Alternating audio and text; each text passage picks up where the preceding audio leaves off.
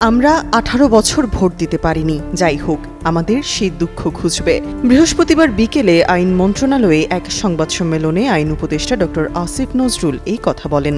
সাংবাদিকদের এক প্রশ্নের জবাবে উপদেষ্টা বলেন, ভোট দিতে সবাই পারবেন, আমাদের হেন উদ্যোগ নেই যা নেওয়া হচ্ছে না।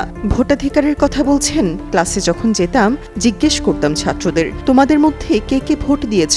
তারা হাসাহাসি করত। কেউ কেউ বলতো, স্যার ভোট দিয়েছি, তবে 10-12টা।